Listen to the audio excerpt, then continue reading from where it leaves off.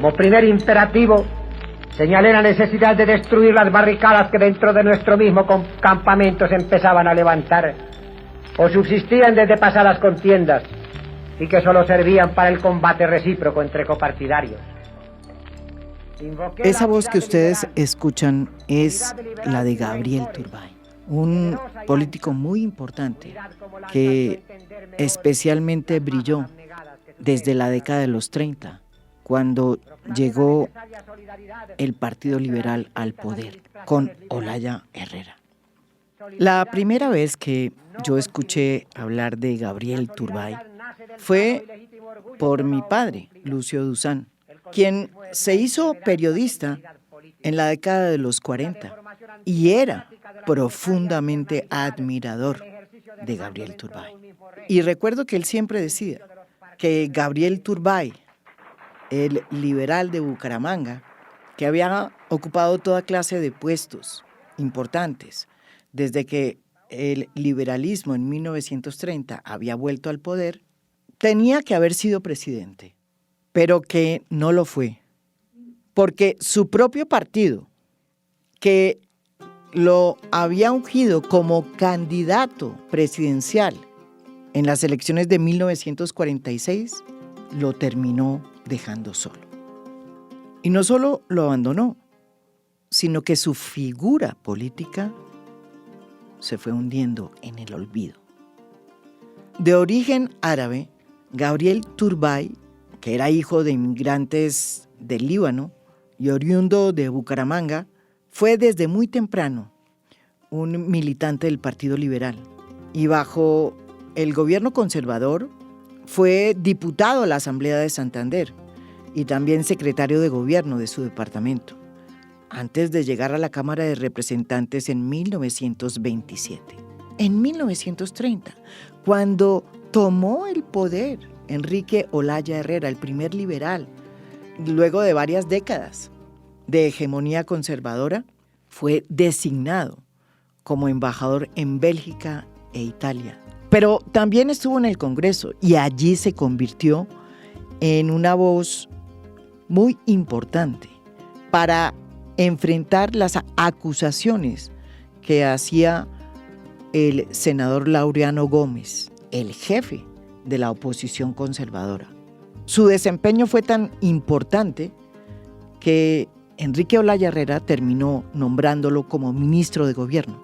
Y entonces Gabriel Turbay fue el primer liberal en ocupar esa cartera después de 49 años. En 1934, cuando ganó el gobierno Alfonso López Pumarejo, fue elegido senador y ocupó en varias oportunidades el cargo del director del Partido Liberal. Finalizando el gobierno de López Pumarejo, fue ministro de Relaciones Exteriores y primer designado. Y como presidente del Senado, pues dio posesión a la presidencia de la República a Eduardo Santos cuando ganó las elecciones en 1938. Todo estaba listo para que en 1946 pues él fuera el candidato del Partido Liberal. Y no había por qué pensar que no iba a ser presidente de la República, ni que el Partido Liberal iba a perder el poder con un candidato como Gabriel Turbay. Al principio, su sueño de llegar a ser el candidato del Partido Liberal para las elecciones de 1946 se hizo realidad, porque su partido lo eligió como su candidato en 1945. Y este fue su discurso el día que fue ungido por su partido.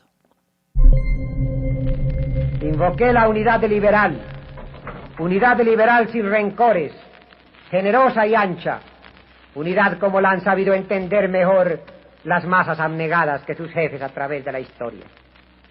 Proclamé la necesaria solidaridad entre las distintas administraciones liberales. Solidaridad sí, no continuismo. La solidaridad nace del sano y legítimo orgullo por la obra cumplida. El continuismo es una enfermedad de la solidaridad política, una deformación antidemocrática de la necesaria alternabilidad en el ejercicio del mando dentro de un mismo régimen.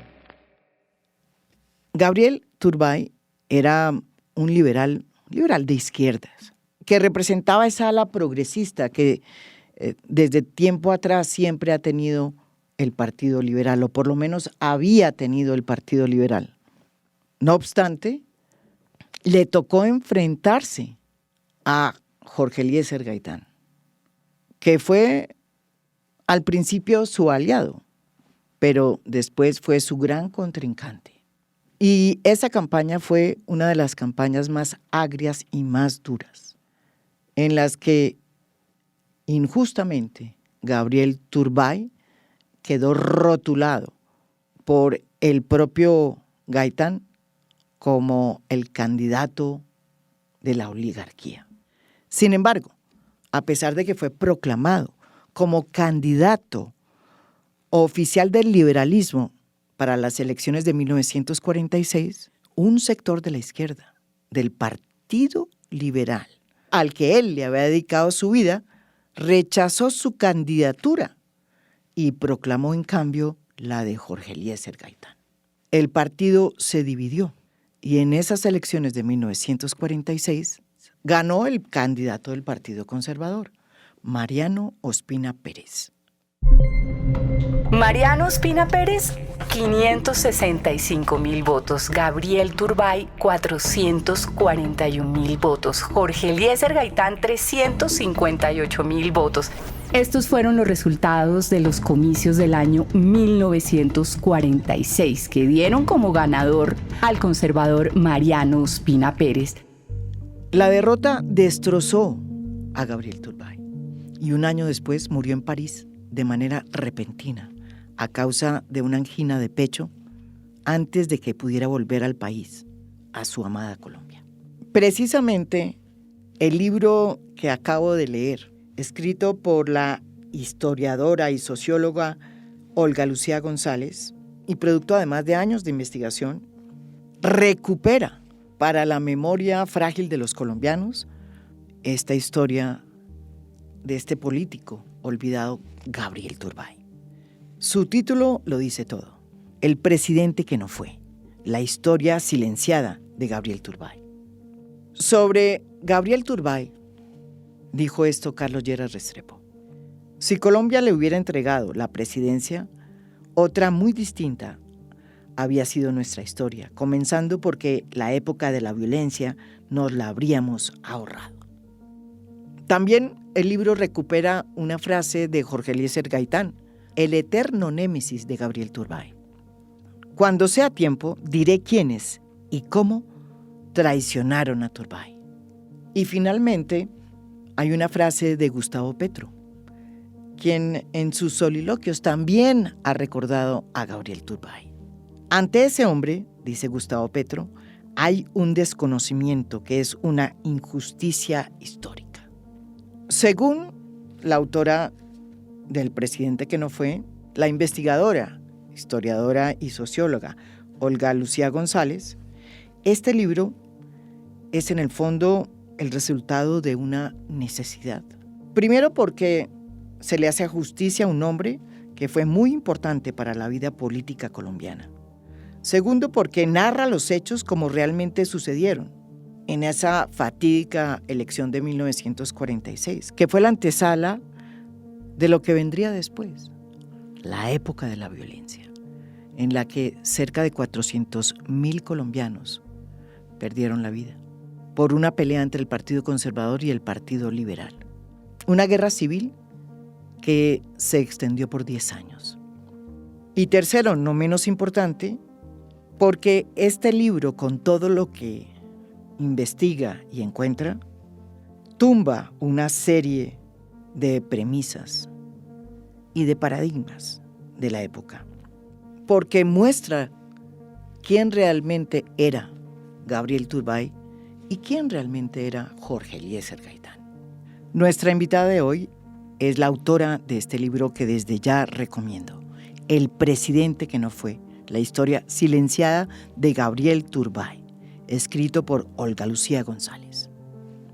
Bueno, primero, antes de empezar, porque me dicen que este podcast lo oyen muchas personas jóvenes, quizás no lo saben, Julio César Turbay y Gabriel Turbay no tienen nada que ver, no son de la misma familia. Ambos descienden de la migración libanesa, que fue importante en Colombia, que es la sirio-libanesa, ha sido la migración más importante que ha tenido Colombia, además de la venezolana en los años recientes, pero ninguno de los dos tiene lazos de parentesco, pues entre ellos no hay lazos de parentesco. Bueno, lo segundo que diría es por qué hablar de un político pues, que se murió en el año 47, o sea, hace casi 100 años, no, perdón, 75, 76, bueno, en fin, hace casi 80 años. ¿Por qué hablar de un periodo de la historia de Colombia que pasó ya hace muchos años? En el fondo uno puede vivir hoy en el presente mirando otras cosas, interesándose por el debate del día entre Petro y Uribe, esas cosas, pero ¿por qué razón volcarse hacia el pasado? Sería una pregunta que yo empezaría como por decir, y es que ese pasado es iluminador y que uno, pues digamos, normalmente los países y sobre todo como Colombia, en que forjan su identidad mucho en el pasado. Es decir, si uno conoce estas historias, si uno conoce mejor lo que pasó, pues entiende mejor por qué estamos como estamos, qué fue lo bueno que se hizo en Colombia, qué fue lo malo que se hizo y qué es lo que hay por enderezar. Y uno puede volverse un poquito más sagaz con los políticos hoy en día. Quizás, o sea, yo pienso que el libro también ayuda a descifrar la política en general. Alguien me lo dijo en Armenia, me dijo que era un libro de alfabetización política. Entonces eso es como un preámbulo que quería hacer, que es un libro que a mi modo de ver interesa hoy. No solo interesa a la gente mayor de 60 años que por ahí recuerda a Gabriel Turbay. No, yo creo que y me lo ha dicho mucha gente joven. Y cuando voy a colegios interesa, claro, hay que decirlo en un lenguaje más sencillo, no usar palabras que no se entiendan. O en las universidades surgen muchísimas preguntas. Cuando uno oye a Gabriel Turbay en sus pocos discursos que uno puede pues, escuchar, porque no hay mucho archivo de su vida política, evidentemente uno entiende que hay un político progresista, liberal de izquierda, muy distinto al que terminó siendo dibujado en la campaña de 1946 como el representante de la oligarquía por parte de Jorge Eliezer Gaitán. ¿Quién era realmente Gabriel Turbay?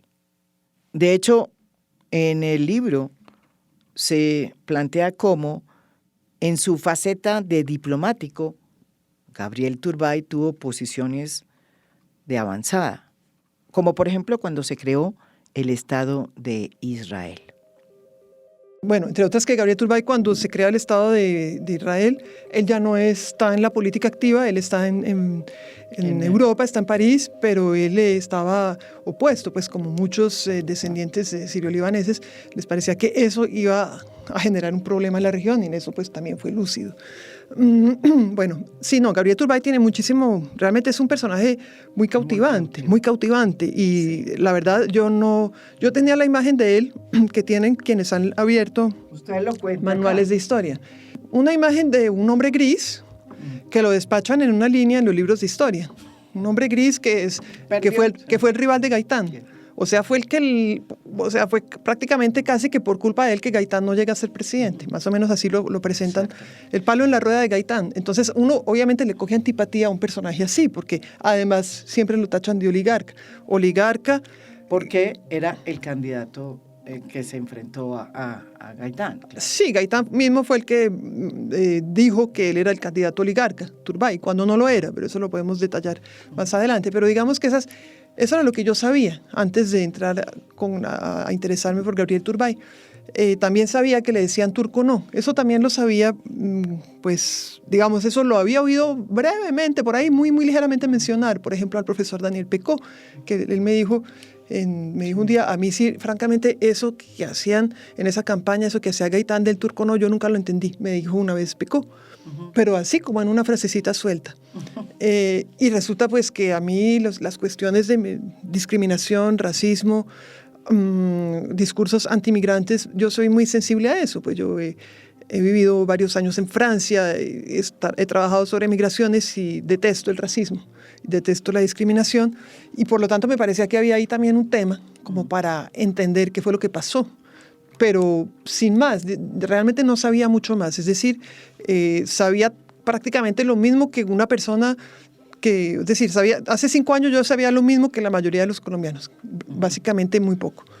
Y poco a poco me fui encontrando con un personaje realmente fascinante, absolutamente fascinante, oculto de la historia de Colombia, despachado en una línea en los manuales de historia. Y mientras más investigaba, mientras más conocía a Gabriel Turbay, a su época, a sus aliados, a sus rivales, los debates, el progresismo, bueno, todo lo que él encarnó, dije, esto hay que contarlo y hay que contarlo de una forma completa, que el lector, cuando lo oiga, sepa que yo no me estoy inventando nada. Entonces decidí en el libro dejar muchos documentos de prensa, esencialmente muchos de prensa, algunas cartas, caricaturas, reproducciones.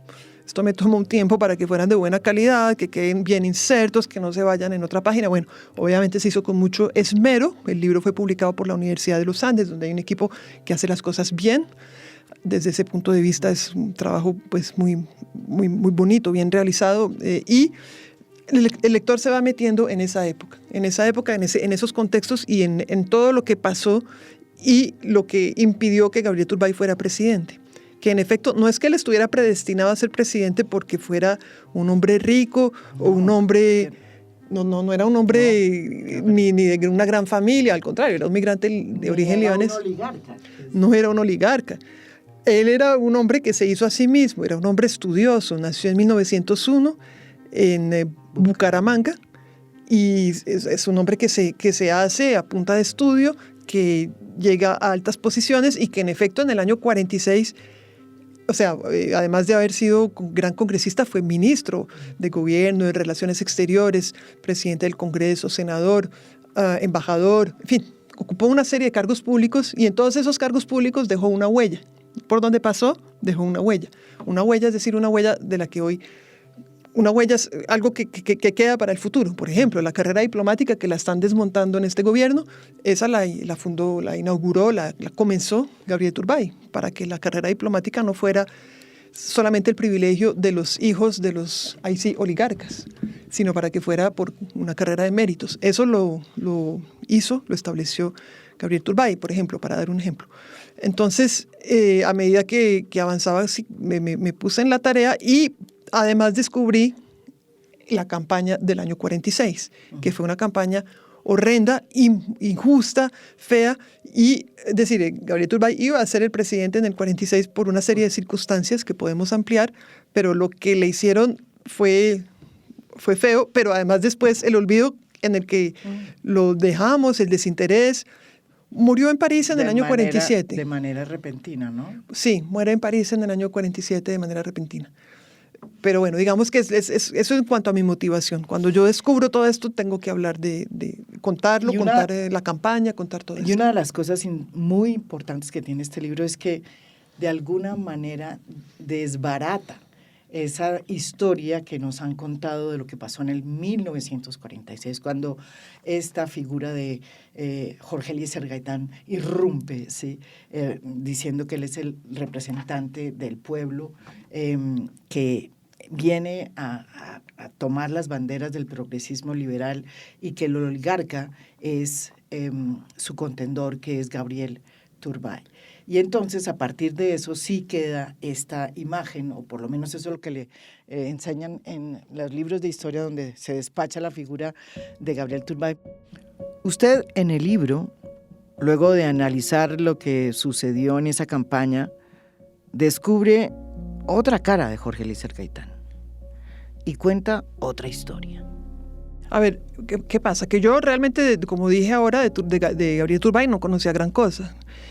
Y de Gaitán yo creía, como todos, que conocía mucho, pues porque todos los colombianos somos gaitaní, o la mayoría de los colombianos, por lo menos los progresistas, sí, nos reivindicamos de un gaitanismo, y obviamente Gaitán, todos tenemos simpatía por Gaitán. Y yo descubrí haciendo este libro que yo en realidad no conocía casi nada de Gaitán, pues que tenía como unos puntos que conocía, unos asuntos, pero que en realidad yo al Gaitán del año 46 de para atrás no le conocía gran cosas. Es decir, hay el Gaitán del que todos conocemos algo, es el Gaitán del Bogotazo. Y la gente, probablemente hacemos una encuesta aquí en la calle o aquí con los presentes, les vamos a preguntar qué sabe usted de Gaitán y nos van a hablar del Bogotazo. Y mi abuelita me contó del Bogotazo, etcétera. En efecto, un traumatismo muy grande lo que pasó, el Bogotazo el 9 de abril. Pero si le digo, bueno, cuénteme algo más, la gente de repente va a dudar, va a decir la masacre, el debate que se hizo ante la masacre de las bananeras. Claro, es muy importante, es viejo, pero es muy importante y es muy bueno recordarlo. Eso fue lo que hizo que Gaitán, lo volvió un personaje de envergadura nacional. Ese debate que duró no un día, duró como 4 días. 4 días, eso fue en septiembre del 28. Ese debate se recogió, o lo conocemos, en un pequeño libro, que en realidad era una suma de artículos hechos por periodistas de la época que iban al Congreso y que advirtieron la inteligencia de este debate e hicieron sus notas, como bien lo explica aquí Olga Lucía González.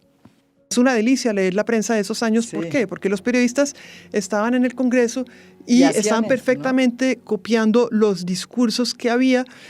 A veces estos también pues, le ayudaban, le pasaban un poco, aunque Gaitán casi nunca escribía discursos, él era oral y era un penalista, él era un defensor, era un penalista. Y él hace esto y esto sale transcrito, era la telenovela del momento. Todo el mundo la siguió. Ahora, lo que la gente no sabe es que ese debate también se preparó con Gabriel Turbay.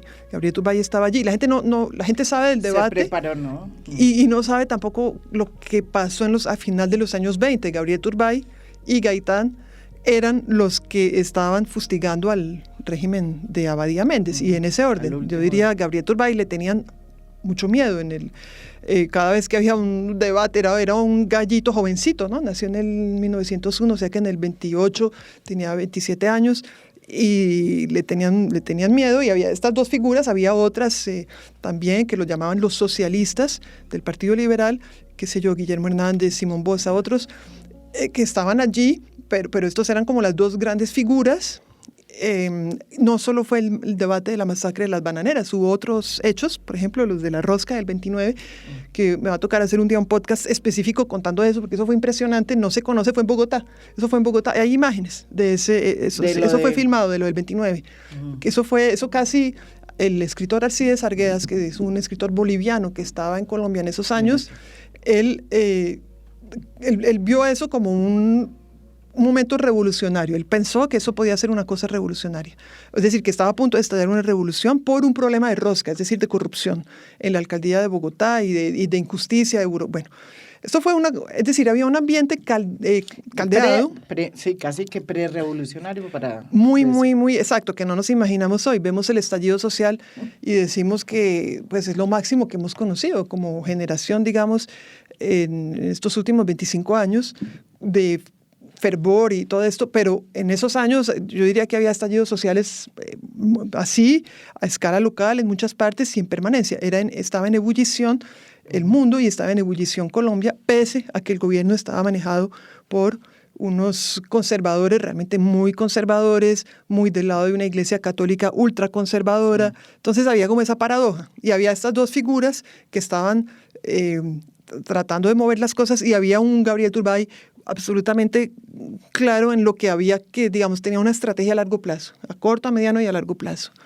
Gaitán era ya un penalista, agitador de tribuna, y Turbay una especie de estratega que está diciendo hay que reconquistar el poder. Los liberales no tenían la intención de reconquistar el poder, porque los gobiernos conservadores venían manejando a Colombia desde el año 86. La Constitución de 1886, centralista, hispanista. Acabó con la radical.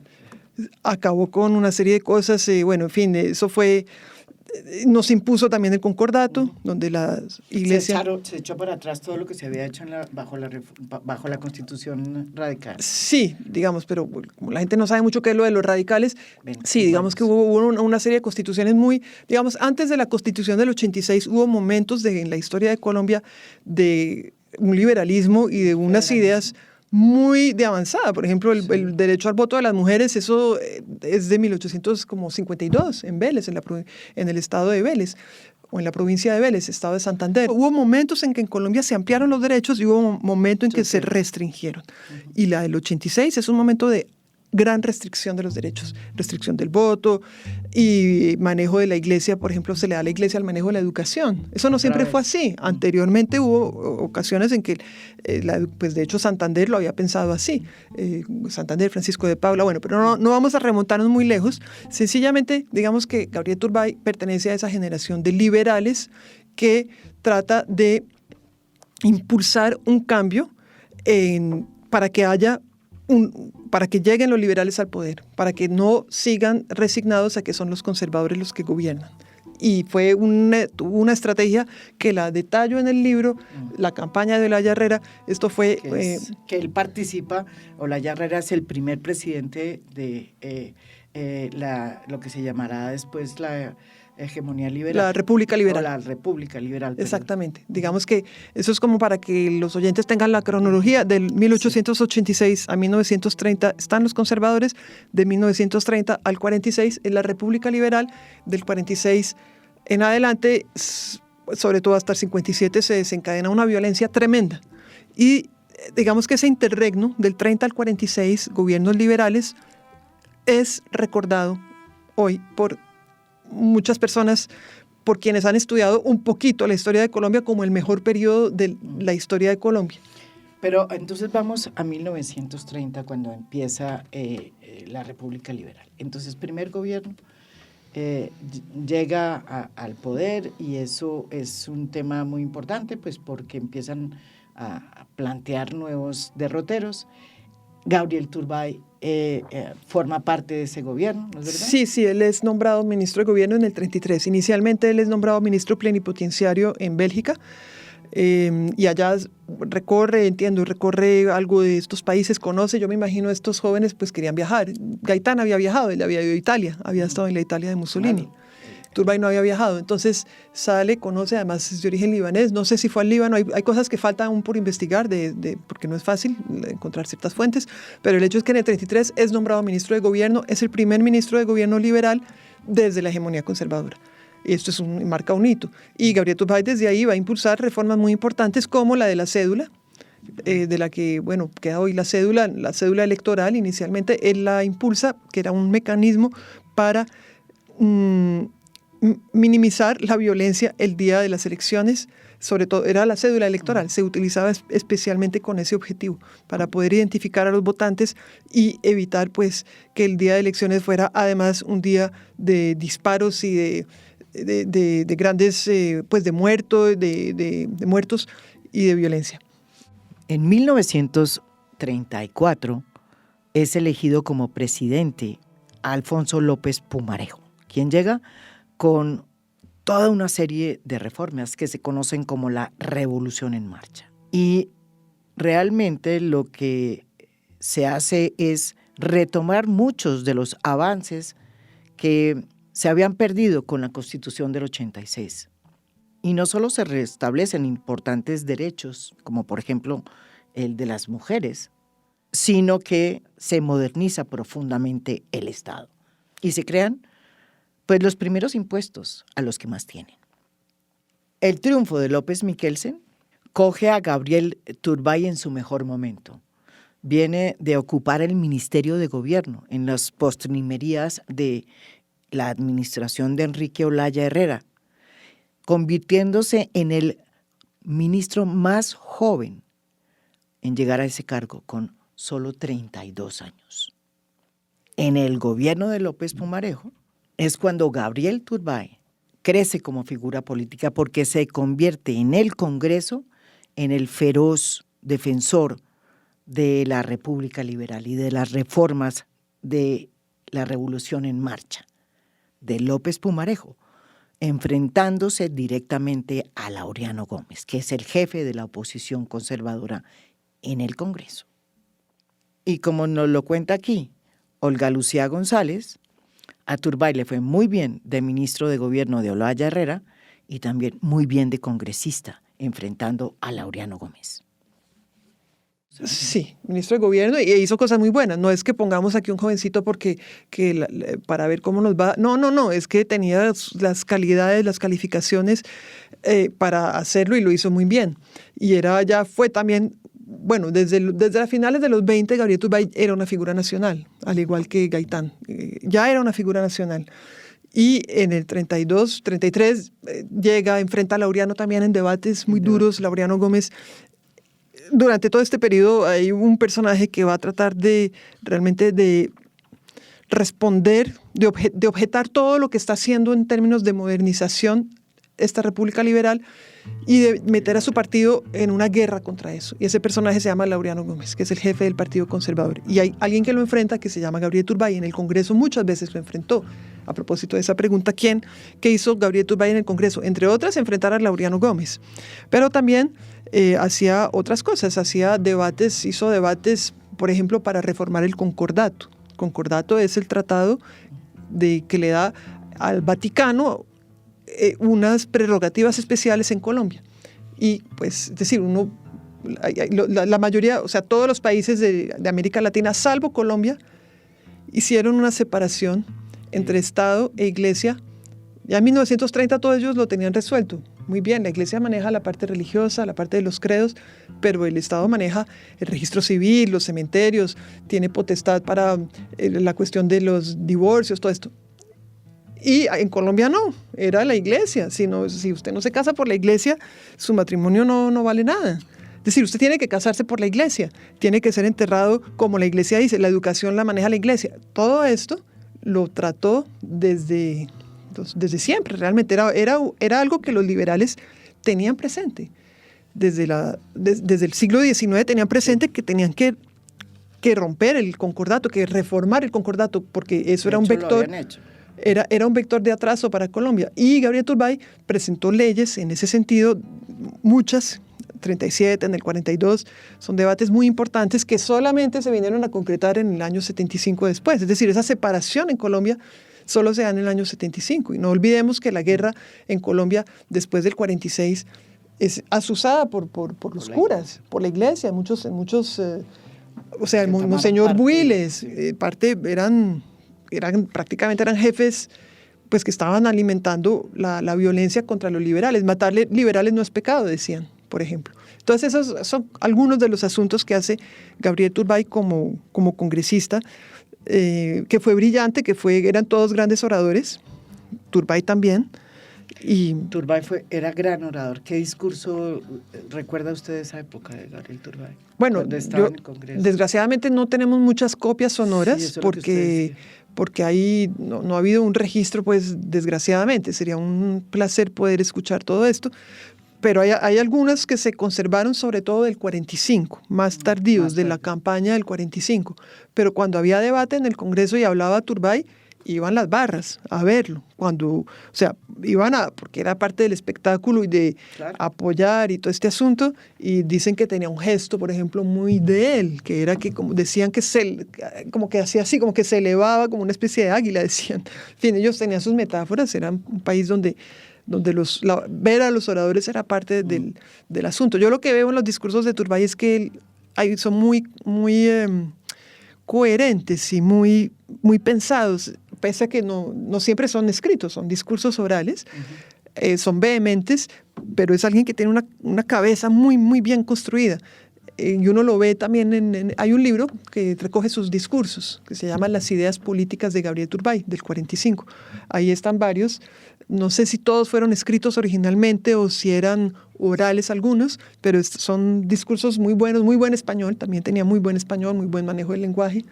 Bueno, esto lo digo a propósito porque después en la campaña del 46 dijeron que no era colombiano, le dijeron de todo. Los grandes debates sobre reforma agraria, por ejemplo, se hacen incluso antes, en el 33, en el gobierno de la Llarrera. Se hacen unos enormes debates muy interesantes. Era una época muy efervescente también en esto.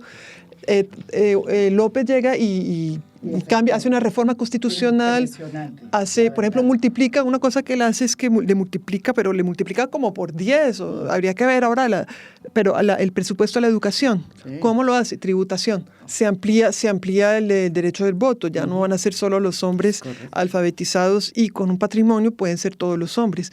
Cambia muchísimas cosas, amplía una democracia, pero también es una época, es decir, no es que López fuera un hombre bueno, es que los eventos, los movimientos sociales lo están empujando a ello. El año 1935 es el año de más huelgas, que más huelgas hubo en Colombia en el siglo XX. En la medida que Gabriel Turbay iba creciendo como congresista, como diplomático, como funcionario público, como ministro, una figura que se había dado a conocer en el famoso debate de las bananeras, que era Jorge Eliezer Gaitán, también se iba abriendo camino. Para esa época, Gaitán había creado un movimiento que se llamó la UNIR, la Unión Nacional Izquierdista Revolucionaria, que coincidía con ese fervor, esa efervescencia prerevolucionaria que se vivía en esa época. Y eso coincide con las reformas de López, con la revolución en marcha. Aunque después viene la presidencia de Eduardo Santos y luego la segunda administración de López Pumarejo, que es muy distinta a la administración inicial donde se presentan las reformas del 30, las reformas que conocemos como la revolución en marcha, el clima político del país sigue siendo de cambio, de reformas. Y es el clima en el que Gabriel Turbay presenta su candidatura presidencial para las elecciones de 1946. Sin embargo, como bien lo anota aquí nuestra invitada, la autora del libro El presidente que no fue, Olga Lucía González, lo que le sucede a Gabriel Turbay es que todo le sale mal. En efecto, es elegido por la Convención Liberal en julio del 45. Hay cerca de 1.000 personas, más de 200 delegados votan y lo eligen a él. Por las más de 2/3 partes es elegido candidato. Entonces, pues él ahí ya dice, yo voy a ser seguramente el presidente, porque el que fuera candidato liberal, como los conservadores no mandaban, no postulaban a un rival, era prácticamente el fijo. Eso es lo que él está ya prácticamente en el 45 seguro de que él va a ser, pero por un lado está Gaitán, que también se va a lanzar sin partido, por fuera del Partido Liberal, y por otro lado está, bueno, digamos Gaitán, y empieza la campaña para llegar a la presidencia en el 5 de mayo del 46 son las elecciones, y esa campaña de esos meses de campaña fue de un gran racismo exacerbado por los conservadores, toda la prensa conservadora, la radio conservadora y los gaitanistas. La prensa gaitanista también se prestó para ello, Gaitán se prestó para ello. Entonces, eso fue muy feo y Turbay no usaba esos métodos, Turbay no jugaba a eso. Uno de los grandes aciertos de este libro es que se fue a los archivos y encontró todos los registros, no solo las caricaturas, los titulares y los infundios racistas en contra de Gabriel Turbay. Porque como bien lo demuestra este libro, en esa campaña, en 1946, se popularizaron carteles racistas de varios tipos y formatos, como el que decía Turco no, y que trae el libro, en el que se ven los elementos distintivos de un supuesto invasor, que es el sombrero fez, los emblemas del Islam, la media luna y la estrella, la lengua árabe y un sable, y un simple eslogan: Turco no. Otra caricatura que apareció en el siglo y que trae el libro, se ve a un Turbay turco que exalta su talante ideológico de radical de izquierda con elementos como el martillo y la hoz. La caricatura en cuestión, dice el libro, asocia al turco con el extremismo que en ese momento era el comunismo. Transforma al turco en un personaje oprobioso, además de incluir sus dos apellidos con el ánimo de subrayar su carácter no nacional con técnicas racistas. Y es que el nombre completo de Gabriel Turbay era Gabriel Turbay Abinader. En otras caricaturas aparecía el vestido de saco corbata con el sombrero fez propio de los turcos al lado de un campesino. Y la idea de la caricatura era mostrar que el legítimo, el que era realmente auténtico, era el campesino y que el otro era un forastero y un invasor. Esta campaña contra Turbay, una campaña racista, también llegó a los muros de las ciudades durante la campaña del 46. Y el objetivo era uno solo: desatar la atmósfera del odio para que entrara la violencia gratuita. Y esa campaña racista venía no solo del Partido Conservador, liderado por Laureano Gómez, sino también del gaitanismo, como bien lo demuestra este libro, que ustedes tienen que leer. Incluso el libro recuerda una pregunta que se le hace en este momento a Laureano Gómez, y le preguntan: ¿usted por quién votaría si no participa un candidato conservador en la contienda del 46? Y la respuesta de Laureano Gómez es: por Gaitán. Es decir, el Partido Conservador tenía un candidato que se llamaba Gaitán. El candidato de Laureano se llamaba Gaitán. Eso es algo que no nos han contado y que yo también, cuando descubro esto, pues me parece, no lo creía, pero mientras más leía y más investigaba, más entendía. Y sí, el candidato al que apoyó Laureano Gómez en esa campaña entre el 45 y, digamos, finales de marzo del 46 es Gaitán. Y los titulares son muy claros, y ahí puse varios. En el libro pongo varios que dan cuenta de ello. Así es que hay una alianza entre Gaitán y Laureano muy, muy evidente.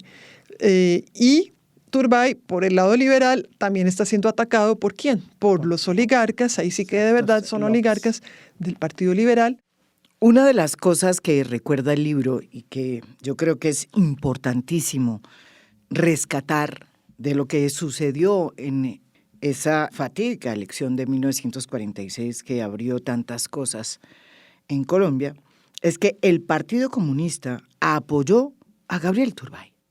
¿Y por qué es importante destacar esta historia y esta realidad? Pues porque la interpretación que hoy en día se tiene de lo que hizo el Partido Comunista en esa época es que fue que apoyó, lógicamente, a Jorge Eliezer Gaitán, porque él era el líder del pueblo, como él mismo se había autoproclamado. Y Gabriel Turbay, tal como venía esta campaña, pues era el oligarca.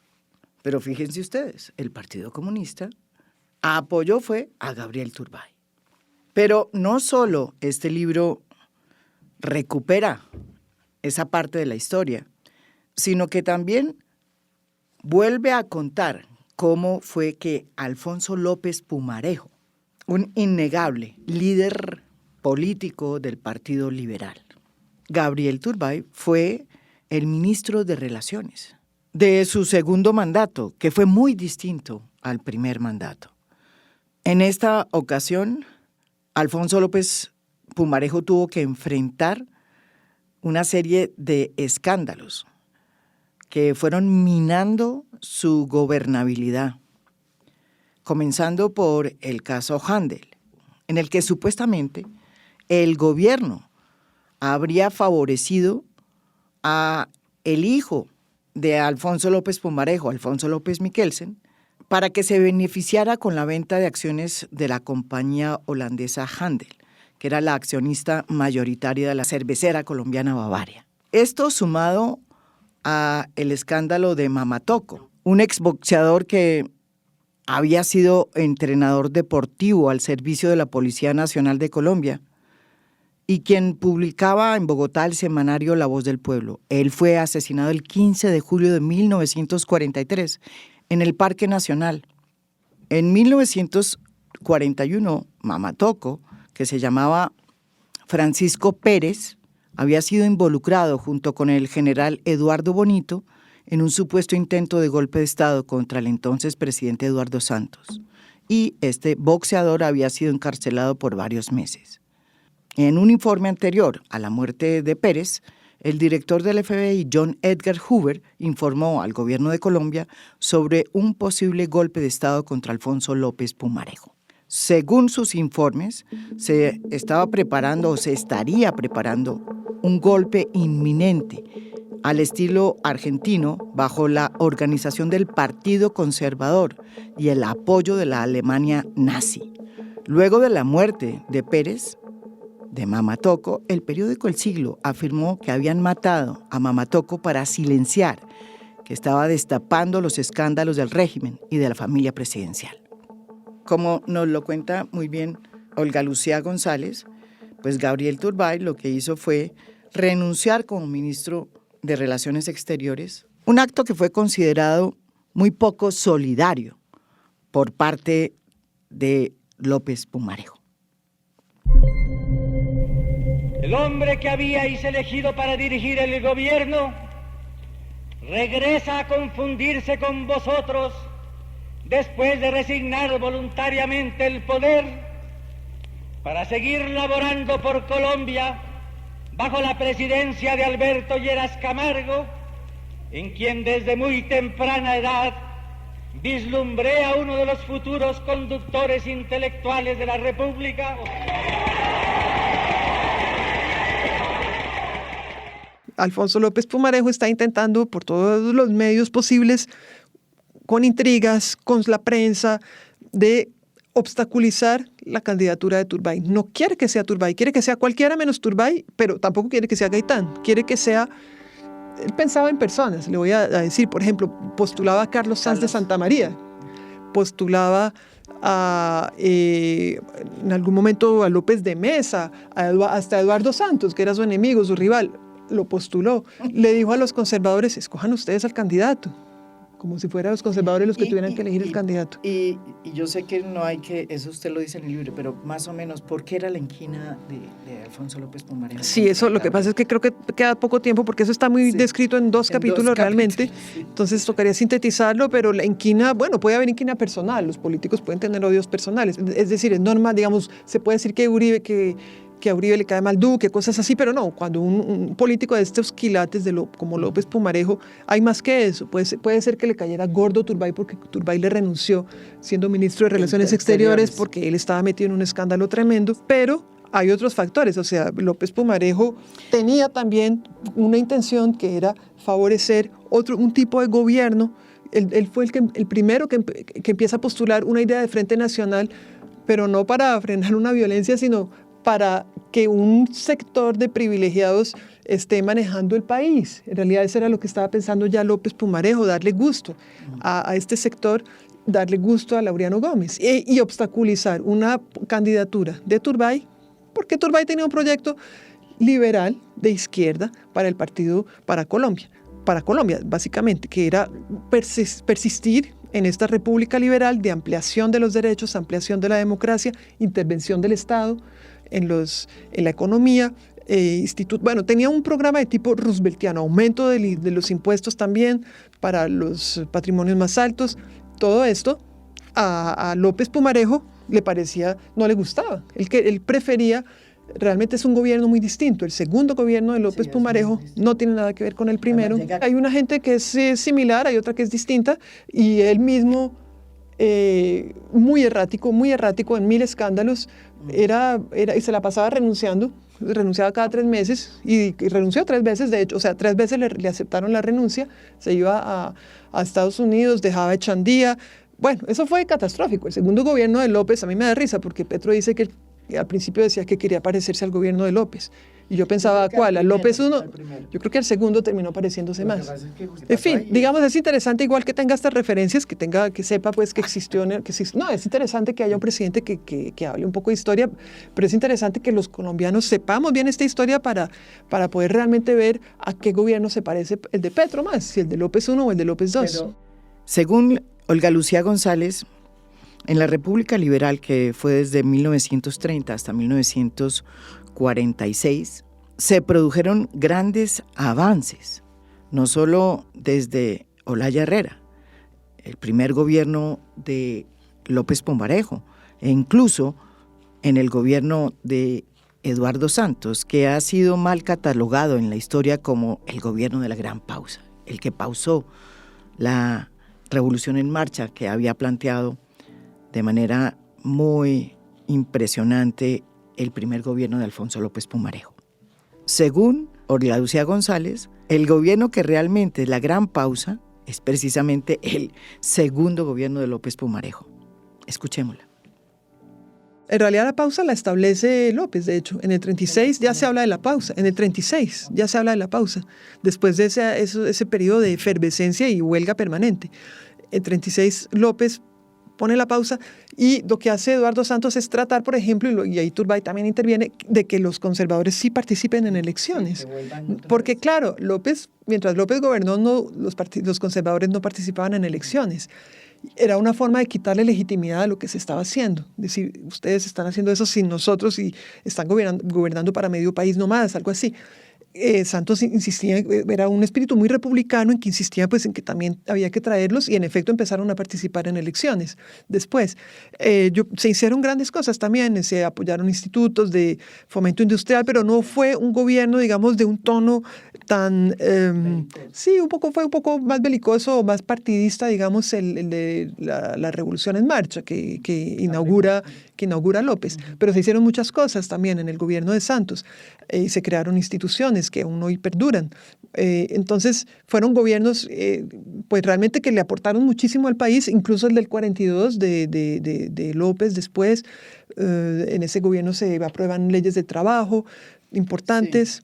Sí, el segundo gobierno de López, de hecho, de cierta forma deshace lo que se hizo en el primer gobierno. Quizás era una reforma que había que plantear mejor. A veces es realmente hay que echarle más cabeza a los asuntos porque puede haber efectos, digamos, inesperados por lo que se busca hacer, no tiene igual, deja ruedas sueltas o hilos sueltos que luego terminan perjudicándolos. Sí, también, no hubo también, es decir, hubo intereses en conflicto y eso también se evidencia. Ya hay unos sectores que se están también enriqueciendo mucho, los cafeteros se están enriqueciendo mucho, otros sectores se están enriqueciendo mucho durante la Segunda Guerra Mundial y están tratando pues de aprovecharse de esa gran riqueza y de bajar la tributación y de tener salarios bajos y de debilitar a los sindicatos. Y ahí uno tiene que ver cuáles son las posiciones de cada uno de estos políticos. Gaitán, por ejemplo, era enemigo del sindicato, de la CTC. Se la pasaba peleando con ellos y también del Partido Comunista, y esto era también a puño limpio. Cuando hubiera convención de los comunistas, Gaitán mandaba a su gente para darles, pues para pegarles, para molestar, para hacer ruido alrededor. Y uno lee las declaraciones de Gaitán sobre los comunistas, los trata de oligarcas, en fin, a Gilberto Vieira en el Teatro Heredia de Cartagena. Durante la campaña, el Partido Comunista adhiere a Turbay sobre una base programática. Dicen, van a avanzar haciendo estas cosas, y a Gilberto Vieira los gaitanistas, no recuerdo si le tiraron piedra, pero lo abuchearon con seguridad en el Teatro Heredia de Cartagena. Estas son cosas que el libro cuenta con evidencia, no son inventos, salieron en su momento, se han olvidado. La Federación los indígenas y la Federación Campesina apoyaron a Gabriel Turbay en la campaña del 45 también sobre una base programática. Es decir, uno cree que desgraciadamente, pues los prejuicios son tan anclados que se cree que Gaitán era el más revolucionario. Gaitán se oponía al aumento del salario mínimo, por ejemplo, porque decía que se iban a emborrachar, los hombres se iban a emborrachar. Y entonces que esto creaba un problema. Por cierto, esto me recuerda a un presidente que decía que cuando se emborrachan llegan y le pegan a la mujer en fin, porque esto lo dijo Petro en un consejo de ministros. Hay ciertas cosas parecidas entre Gaitán y Petro que es interesante. Hay una imagen, pero uno va y examina lo que realmente está apoyando y haciendo y es un poco diferente. Pero pues son asuntos también que quizás hay que examinar, ¿no? ¿Qué es lo que queda y por qué queda algo? Gustavo Petro es el primer presidente de izquierda que llega al poder. Y cuando él habla de reformas, siempre hace una mención a las reformas de López Pumarejo.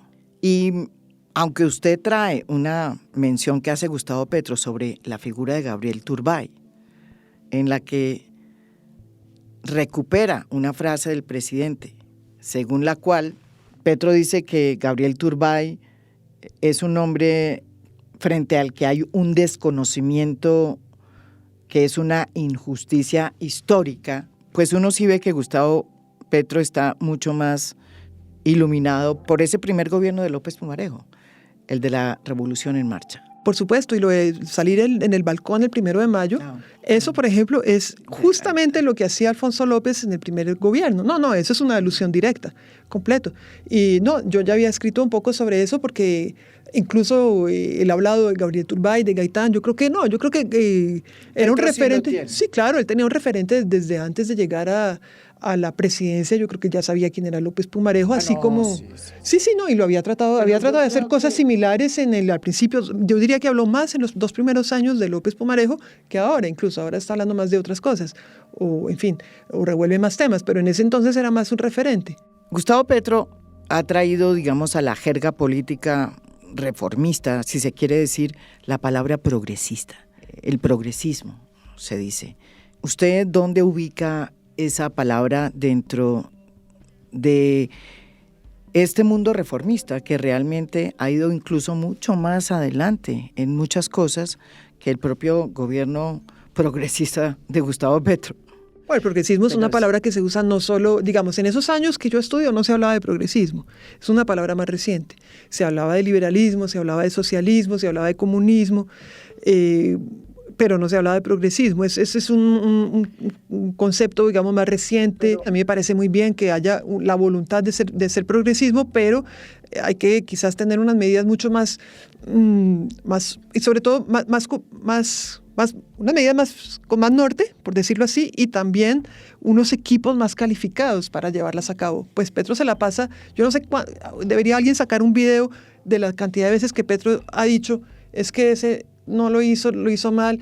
O sea, siempre está diciendo que los de su propio equipo son malos, pero se la pasa diciendo eso. En esos años que estamos estudiando, que yo estudié, no había ese tipo de disculpa. O sea, sencillamente se hacían las cosas, se hacían, había gente calificada, se hacían bien, no se despreciaba el conocimiento, lo de decir, no había un ministerio de ciencia en aquella época, pero pues son años en que se impulsa fuertemente la Universidad Nacional, se crea la sede, se trae a profesores, se crea el Instituto Normal.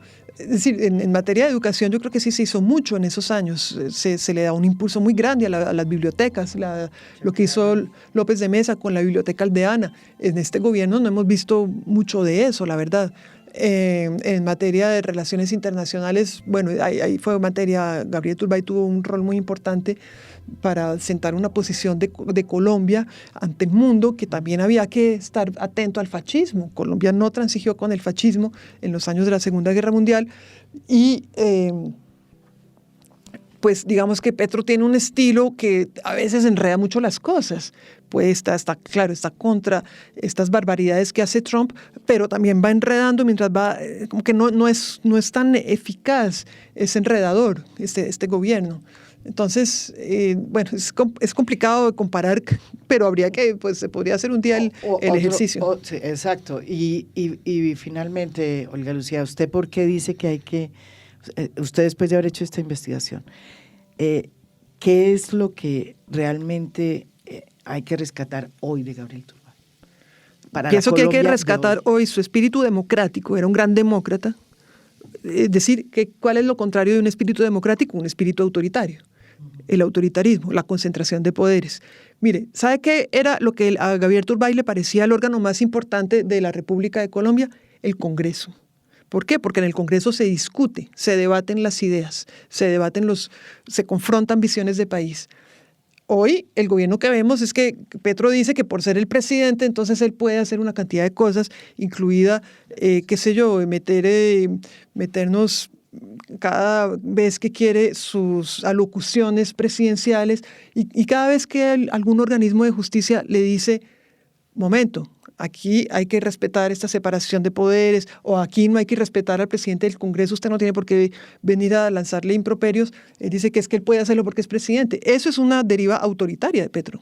Y Gabriel Turbay fue un gran demócrata, y yo pienso que hay que recuperar esto, hay que recuperar también los valores, sencillamente lo que defendía, el proyecto de país que tenía en mente, siempre un liberalismo de izquierda.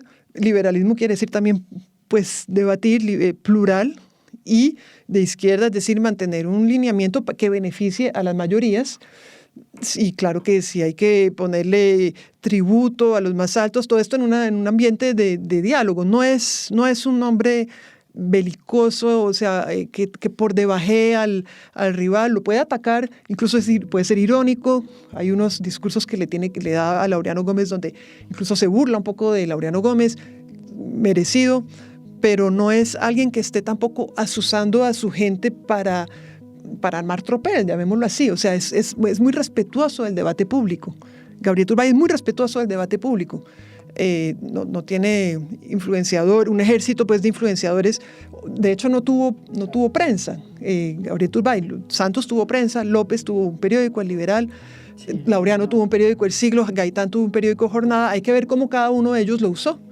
¿Cuál de ellos fue el más íntegro con la información? Gabriel Turbay no tuvo medio, pero fue alguien que procuró siempre que el debate público fuera limpio. Ahora ya la muerte de él fue repentina. Él quedó doblegado con esa derrota. ¿Qué fue lo que le pasó? Bueno, probablemente no quedó muy contento, pero pues igual era también un hombre que tenía recursos, en el sentido recursos psíquicos, emocionales, intelectuales, y sabemos por los testimonios que hay de quienes lo vieron en Europa, que era un hombre muy vivo, es decir, decía que volvía a ir, contaba de nuevo la campaña y tal, pero tenía intenciones de regresar a Colombia, tenía intenciones ya en el 47 Gaitán es el jefe del liberalismo, por una serie de circunstancias. Él incluso en un momento dado tuvo la intención de fundar otro partido que realmente guardara el espíritu de una izquierda liberal. Eso tuvo él, esa intención. Desgraciadamente, pues la muerte lo coge en un hotel de París, una suerte de una angina de pecho, que es una suerte de ataque al corazón, y muere el 17 de noviembre del 47. Según Carlos Lleras Restrepo, si Colombia le hubiera entregado la presidencia a Gabriel Turbay en 1946, otra muy distinta había sido la historia de Colombia, comenzando por la pendejadita de que la época de la violencia nos la hubiéramos ahorrado. Vaticinar lo que hubiera podido ser si Gabriel Turbay gana estas elecciones, pues es un tema más complicado.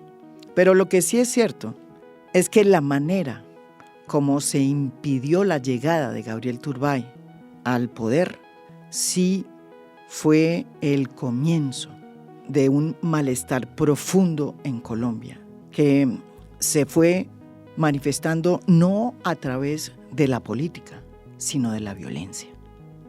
Y que comenzó precisamente, como bien lo describe este libro, con una campaña racista que incitó el odio y que cambió prácticamente, sin necesidad de twitters ni de plataformas digitales, las percepciones del otro. Y en el que una figura como Gabriel Turbay terminó completamente estigmatizada.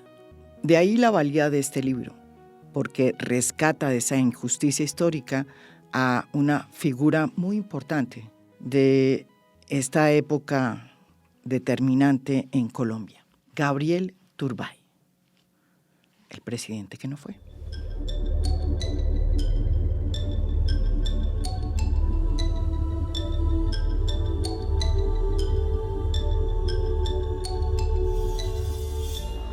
A Fondo es un podcast producido por Mafialand.